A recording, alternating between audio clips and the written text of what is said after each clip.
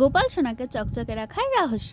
Hello guys, welcome back to my channel and welcome to our first mini blog. আজ আমি তোমাদের সাথে আবারও নিয়ে চলে এসেছি গোপাল সোনার নিত্যদিনের ভিডিও।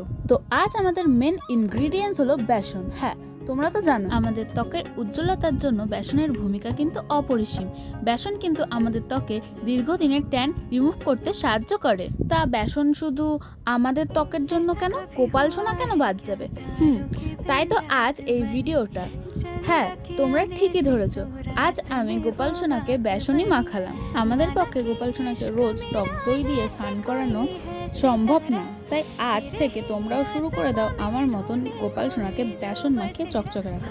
দেখো, একদিনে কিন্তু কিছুই বোঝা যায় না, দীর্ঘদিন ধরে ব্যবহারের মাধ্যমেই বোঝা যায়। তো আমরা যদি গোপাল দিনে নিত্য সেবায় বেসন ব্যবহার করতে পারি, তাহলে কিন্তু গোপাল সোনা চকচকে থাকবে। তো এখন বেসন টেসন মেখে স্নান টান করে আমাদের গোপলু সোনা এখন গা মুছে নিচ্ছে। গা মোছার পরে দুজনে কিন্তু গাইস পরবে আজকে একদম সেম টু সেম জামা। তো এই দেখো, একদম সেম না? আর আমি চেষ্টা করি গোপালকে যতক্ষণই কোনো জামা পরানো সেটা সেম টু সেম পরানো। ঠিক এই কারণে গোপালের জামা কাপড় কিনতে গেলে আমার হয় ঝামেলা।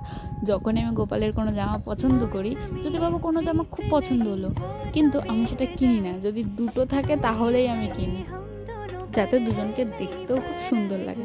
তোমরাই দেখো গোপাল সোনাকে দেখতে কত সুন্দর লাগছে না? আর আমি যাই কিনি সবই একই রকম কেনার চেষ্টা করি। যেমন দেখো পাকড়িটা, দুটোই কিন্তু একই রকম, বাসিও দুটো একই রকম।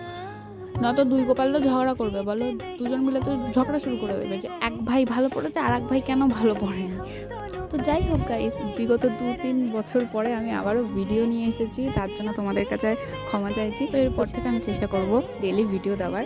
যেহেতু আমার স্কুল থাকে, তো এই জন্য আমিও ডেলি ভিডিও দিতে পারি না, তবে আমি যতটা সম্ভব চেষ্টা করব। তোমরা আগের গোপালের একটা ভিডিওতে সাপোর্ট করেছিলে, তো সেই ভিডিওটা থেকে ইন্সপায়ার হয়ে আজকে আমি এই ভিডিওটা বানালাম। তোমরা এইভাবে আরও সাপোর্ট করতে থাকো। Bye bye.